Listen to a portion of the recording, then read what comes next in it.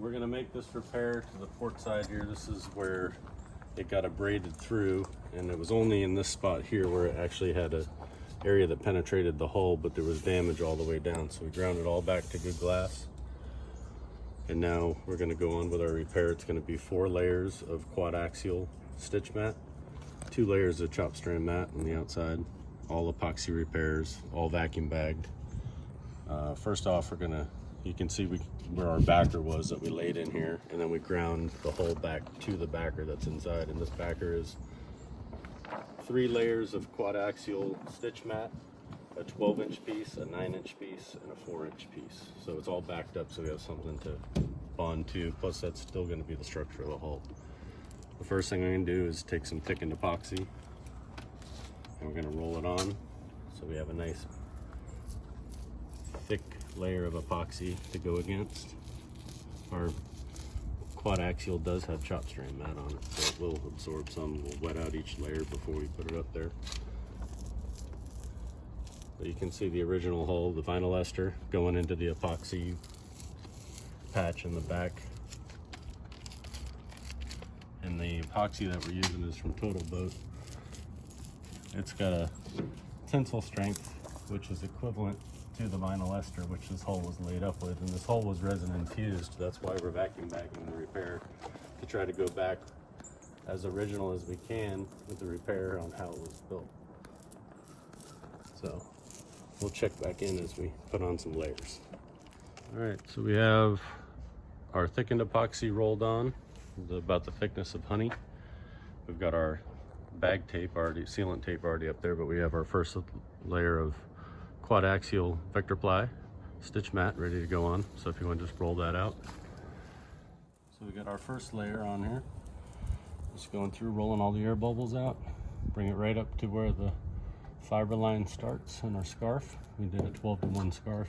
The laminate's about 0.026 inches thick according to the data sheet when it's laid up.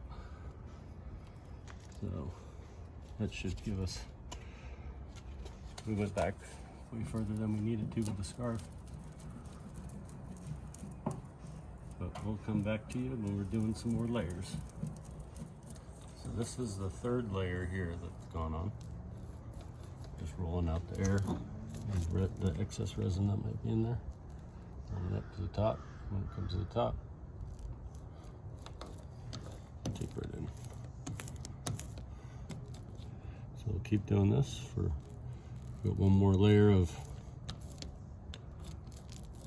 quad axial stitch mat, and then 2 layers of chop strand mat, and that'll bring us out. This is all chop strand mat right here. Our fiber starts right where this starts. You can just start to see it up in there. So then our chop strand mat will run over and it'll fill us in. So we'll catch back up with you. So we got all the laminates on. We have the chop strand mat on, and now Abby's rolling out the peel ply release fabric. After that, we'll put the bag on and vacuum bag it down, leave it overnight. You could probably get by with just a hand layup on this, but since the boat was resin infused with vinyl ester, it's best if you match the repair to as close to how the boat was built. So now we have the breather fabric and the plastic on the outside on our bag tape, coming to our vacuum pot. There's our vacuum pump. So now we're going to take the whole repair under vacuum and leave it overnight. So now we have the vacuum pump running, taking vacuum to the repair, and you can see the repair is starting to bleed resin through the breather cloth. And it's sucking it right down. Just trying to go through and find all of our little vacuum leaks that we have around the tape. Sorry we didn't video it. It was a little windy out here today, and it's a pretty big repair to bag up. So, but we got it. We'll hold it under 15 inches of vacuum overnight, and then come back and peel it all off, and it should look similar to our repair we did back here, but this one has got foam core in it. with 2 layers of quad axial stitch mat. So this has been sitting for about 20 hours, and we're going to go ahead and take the vacuum off of it. It was sitting at 15 inches all night. So let's see how we did.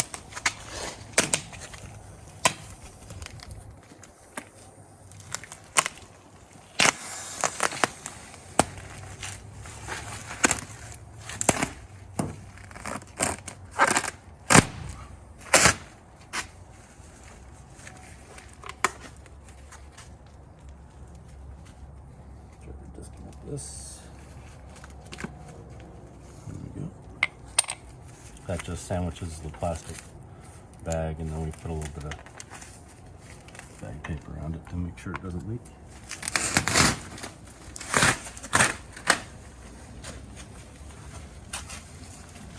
Alright, and I got some tools here in case we need them, but it should come right off fairly easily with the peel ply.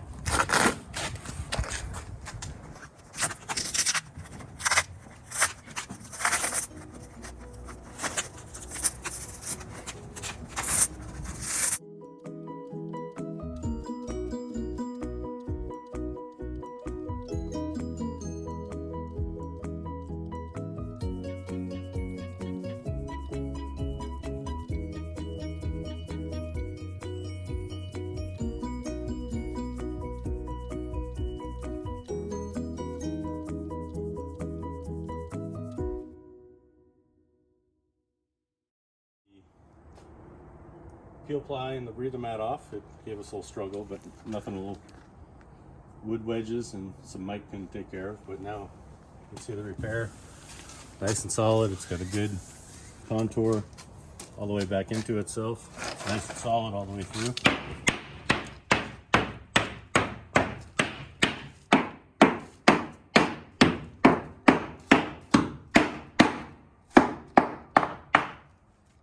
So now we just got to do a little sanding, fairing, and this part will be done.